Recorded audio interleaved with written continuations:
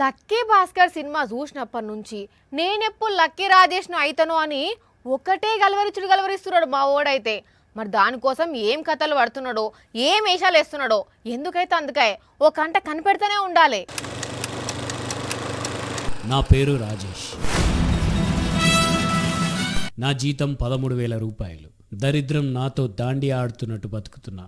డబ్బులు లేనివాడిగా పుట్టడం తప్పు కాదు, డబ్బులు లేనివాడిగా చావడం తప్పు. రాజేష్ కాదు, లక్కీ రాజేష్. నీకు లక్కీ భాస్కర్ సినిమా పిచ్చి పట్టిందా ఏంది? లక్కీ రాజేష్గా మారాలని బలుపా బలం. అంటే లక్కీ భాస్కర్ లెక్కనే నువ్వు కూడా బ్యాడ్ పనులు చేస్తావా? బ్యాడ్ పని తికే పని. అంటే జీవితంలో డబ్బిచ్చే కిక్ ఇంకేది ఇవ్వదు. వస్తువు కావాలంటే డబ్బుతో కొనాలి, గర్ల్ ఫ్రెండ్ కావాలంటే డబ్బు మన ఒంటిపై. ఇప్పుడు నువ్వేం చేయబోతున్నావు? లక్కీ భాస్కర్ బ్యాంకులో పైసలు తీసుకుపోయి బయట వాడుకున్నట్టు నువ్వు కూడా వాడుకుందాం అనుకుంటున్నావా? నేను ఒకరిని ఫాలో అయ్యేలా చేస్తా. ఏం చేస్తున్నావు అసలు నువ్వు? ఈ మేల్తో ఆ ఫీమేల్ని పడగొట్టబోతున్నా. మేల్ ఏంది ఫీమేల్ ఏంది, అసలు నీ ప్లాన్ ఏందో నాకేం అర్థమైతలేదు. కాసేపు ఆగు అని ఒక కొత్త మెయిల్ ఐడి క్రియేట్ చేస్తున్నా, అది అయ్యాక నీతో మాట్లాడదాం. కొత్త మెయిల్ ఐడి ఎందుకు? నీకు ఆల్రెడీ 2 మెయిల్ ఐడీలు ఉన్నాయి కదా. నా కోసం కాదు, మన కంపెనీ కోసం మెయిల్ క్రియేట్ చేస్తాను. కంపెనీ కోసం మెయిల్ ఐడి హెచ్ఆర్ఓలు తయారు చేసుకుంటారు, నీకెందుకు? అయినా మన కంపెనీకు మెయిల్ ఐడి లేదా? ఉంది, అదే ఉన్న మెయిల్ని మార్చేద్దామని ప్లాన్ చేస్తాను. అలా మెయిల్ ఐడి మార్చారనుకో, ఆఫీస్కి వచ్చే మెయిల్స్, ఆఫీస్కి సంబంధించిన ఓటీపీలన్నీ ఈ మెయిల్కి వస్తాయి. అప్పుడు ఆటోమేటిక్గా ఆఫీస్కి సంబంధించిన ఇన్కమ్ కూడా మనకే వచ్చేస్తుంది, నా అకౌంట్లో పడుతుంది. దాన్ని నాకు తెలిసిన వాళ్ళకి, నా గర్ల్ ఫ్రెండ్కి స్ప్లిట్ చేసేస్తా.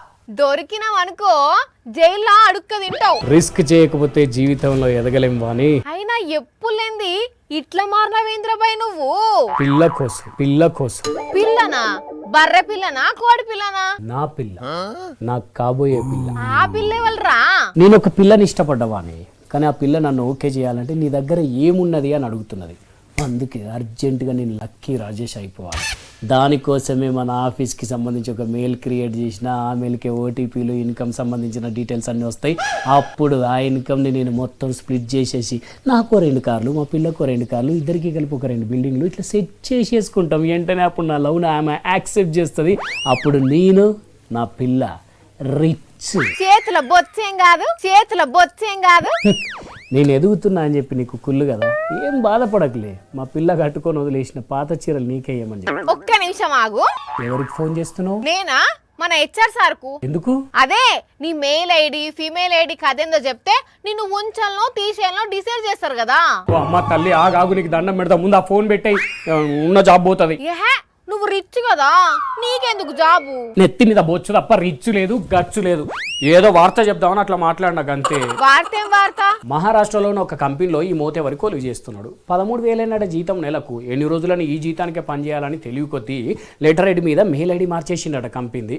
ఇక ఆ లెటర్ హెడ్ పోయిన వాళ్ళందరూ ఆ మెయిల్కే మెయిల్స్ పంపించేసరికి, ఆ మెయిల్ కాస్త ఈయన దగ్గరనే ఉండేసరికి వచ్చే ఓటీపీలన్నీ ఈయన దగ్గరనే ఉండేవి. దాంతో ఈ కంపెనీకి వచ్చే ఇన్కమ్ అంతా కూడా ఈయన అకౌంట్లోనే పడితే దాన్ని స్ప్లిట్ చేసి ఈయనకు తెలిసిన వాళ్ళకు, ఆయన అకౌంట్లకు, గర్ల్ ఫ్రెండ్ అకౌంట్లకు పంపించిండట. అవునా? ఎంత? 21 కోట్లు. ఏకంగా ఆయన గర్ల్ ఫ్రెండ్కి అయితే లగ్జరీ కార్లు కొనిచ్చిండట, 4 BHK ఫ్లాట్ కొనిచ్చిండట. అచ్చా, ఈయననా? అంటే ఆయన నీకు తెలుసా? తెలుసు. అట్లా పైసలు తప్పుదారి పట్టించిండని కంపెనీలకు తెలిసి పోలీసులకు అప్పచెప్పిరట. ఇక షిప్ప కుడి తింటాడు. అమ్మో, నాకు నా జాబే గొప్ప తల్లి. ఏదో వార్త చెప్పేదానికి ఇట్లా చేసిన లేనిపోని కథలు పడితే ఉన్నది పోతుంది, ఉంచుకున్నది పోతుంది. నాకెందుకు, కలుస్తా మళ్ళా, ఉంటా. కానీ సూషన్ రానుల్లా దురాశ దుఃఖానికి షేటు అంటారు. ఆయన ఎవలో గాని ఇప్పుడు ఉన్న కొలువు వాయే, కొట్టేసిన డబ్బు వాయే, ఉల్టా జైలు పాలాయే. అందుకే ఉన్న దాంతో తృప్తి పడాలి, గంతే కదా జనాలు.